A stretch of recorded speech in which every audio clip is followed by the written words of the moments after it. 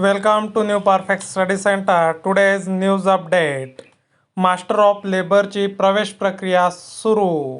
संपूर्ण प्रोसेस आणि अभ्यासक्रम कोणता आहे ते आपण पाहू आणि फीज वगैरे किती आहे ते पण याच्यामध्ये आपण इन्क्लूड केलेलं आहे.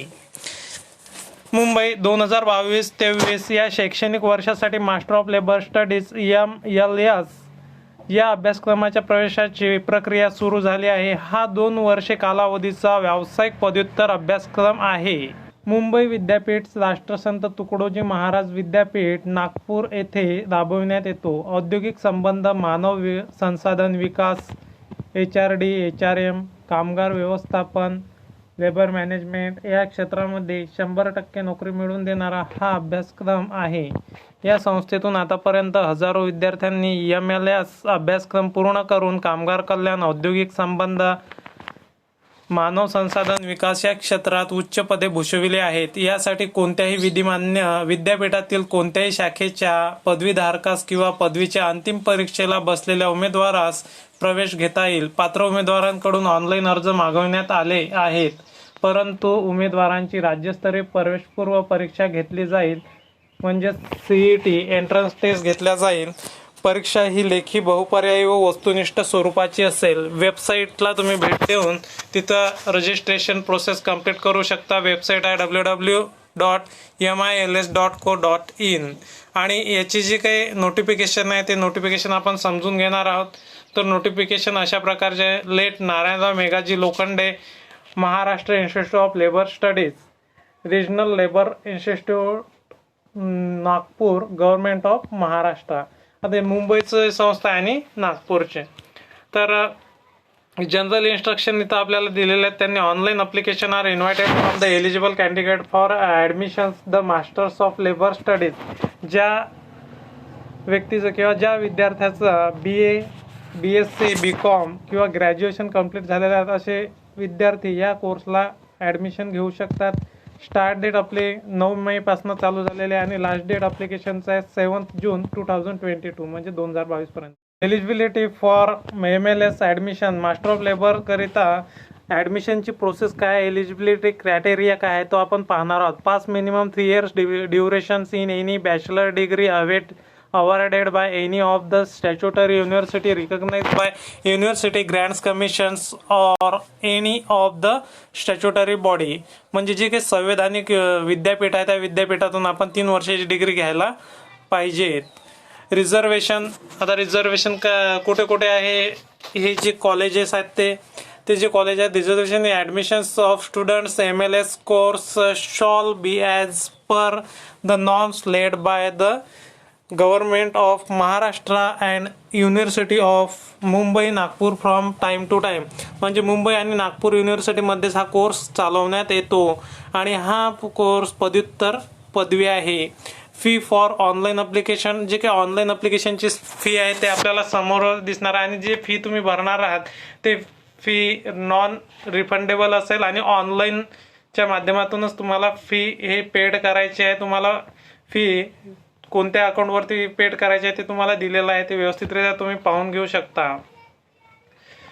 या वेबसाईटवर तुम्ही जाऊ शकता आणि व्यवस्थित तुम्हाला ही PDF तुम्हाला मिळून जाणार आहे. तर पुढे अप्लाइंग फॉर सिंगल इन्स्टिट्यूट. एकाच इन्स्टिट्यूटला जर आपल्याला अप्लाइंग करायचं आहे आणि एका इन्स्टिट्यूटला आपल्याला नागपूर किंवा मुंबई. फॉर ओपन कॅटेगरीसाठी जे काही फीज आहे ते 1300 रुपये आहे आणि for candidates for reserve categories करिता, म्हणजे त्यामध्ये SC, ST, VJ, DT, NTA, NTB अशा प्रकारचे जे OBC, SBC हे जे कॅटेगरीज आहेत त्या कॅटेगरीजला 1000 रुपये फी आहे. Applying for the both institute for Mumbai institute and Nagpur institute. आणि दोन्ही इन्स्टिट्यूटला जर तुम्हाला अप्लिकेशन करायचं असेल तर तुम्हाला एकंदरीत ओपन कॅटेगरी करिता फी आहे 1800 रुपये आणि रिझर्व कॅटेगरीला आहे 1400 रुपये. एकंदरीत अशी दोन्ही इन्स्टिट्यूटला जर तुम्हाला अप्लिकेशन करायचं असेल तर फी आहे. काही तुम्हाला इथं जनरल इन्स्ट्रक्शन दिलेले आहेत ते पाहू आपण फास्टमध्ये. Schedule of entrance exam will be announce later. www.mils.co या वेबसाईटवर तुम्हाला जे काही एंट्रन्स एक्झामचे नोटिफिकेशन आहे ते मिळून जाणार आहे. नंतर candidates are advise follow the website regularly changes further instruction. जे काही वेबसाईटवर इन्स्ट्रक्शन मिळतात ते तुम्हाला फॉलो करायचे आहेत. The institute will allot the examination centre and venue to the candidates which will appeared on their admit card. ज्यावेळेस तुम्हाला हॉल तिकीट मिळणार आहे त्यावेळेस तुम्हाला तुमचं जे परीक्षा केंद्र आहे ते तुम्हाला मिळणार आहे त्याच्यावरच. It may please noted request change centre will not be extended at any cost. आणि जे काही सेंटर आहे ते तुम्हाला बदलून मिळणार नाही. एक वेळ कन्फर्म झालं म्हणजे ते सेंटर तुम्हाला घ्यावं लागेल. The candidates are supposed to reach centre before the stipulated time in the admit card. जिथे ॲडमिट कार्डवर जेवढाही टाईम दिलेला आहे त्या टायमाच्या आत तुम्हाला एक्झाम हॉलमध्ये पोहोचायचं आहे 10 मिनिट अगोदर. It is mandatory to follow the guidelines in the view of COVID-19 pandemic situation issued by government from time to time. जर कोरोना आला तर तुम्हाला कोरोनाचे जे नियम आहेत ते नियम पाळूनच तुम्हाला एक्झाम हॉलमध्ये जावं लागणार आहे. मग आता नो यूज ऑफ कॅल्क्युलेटर्स. एक्झामच्या वेळेस तुम्हाला कॅल्क्युलेटरचा किंवा नोटबुक्सचा किंवा पेजरचा यूज करता येणार नाही आहे. The candidates who have previously selected as per the merit list entrance test have to procedure original documents for the verifications of the authority. The institute is the documents are found correct that candidates will be declared eligible to take admission of MLS course. जर ते exam झाल्यानंतर तुमचे merit list लावण्यात येणार आहे. Merit लिस्टनुसार तुम्ही आले तर तुमचे डॉक्युमेंट व्हेरिफिकेशन होतील आणि तो candidate MLS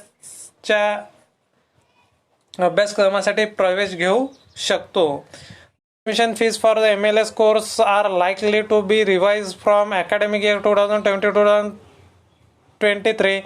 If approved by the government, the tentative fees will be 16,000 per year. म्हणजे एका वर्षाला 60,000 रुपये फी या कोर्सची आहे. फॉर एनी क्वेरीज ईमेलला काही प्रश्न असल्यास तुम्ही विचारू शकता. The decision of institute authority in all matters relating admission process will be final and bending on the candidates. No correspondence, personal inquiries shall be entered by the authority of behalf. The rights of admission reserved of institute. जे काही प्रमाणक आहेत किंवा rights आहेत, हक्क आहेत, ते संस्थेच्या जवळच अधीन राहणार आहेत. त्याच्यात कोणीही दखल घेऊ शकत नाही. तर आहे syllabus and marking schemes for the MLS entrance test master of labour. याचे जे काही सिलेबस आहे तो आपल्याला पाहायचा आहे. सब्जेक्ट आहे quantity aptitude. Number of question 35, 1 marks प्रत्येक क्वेश्चनला. Total marks 35. Logical reasoning, data interpretations 35 क्वेश्चन्स आणि 1 मार्क्स प्रत्येक क्वेश्चनला आणि total 35 marks. G K with special reference of Maharashtra and labour movement.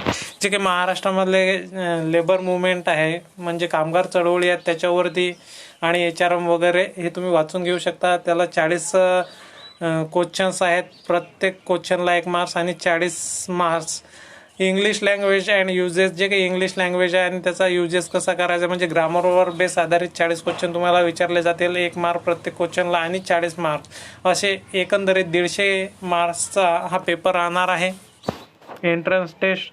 The test will comprise of multiple choice objective questions. There is no negative marking system for this test. याच्यामध्ये negative marking नाही आहे. Test duration आहे 2 तासाचं. Medium of test इंग्लिशमध्ये test राहणार आहे.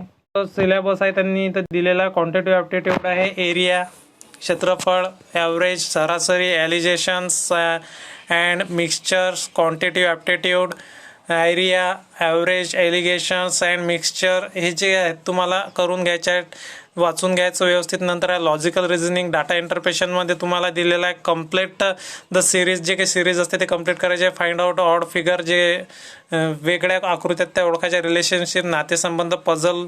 नंतर आहेत प्रॉब्लेम्स ऑन एजवरील प्रॉब्लेम्स.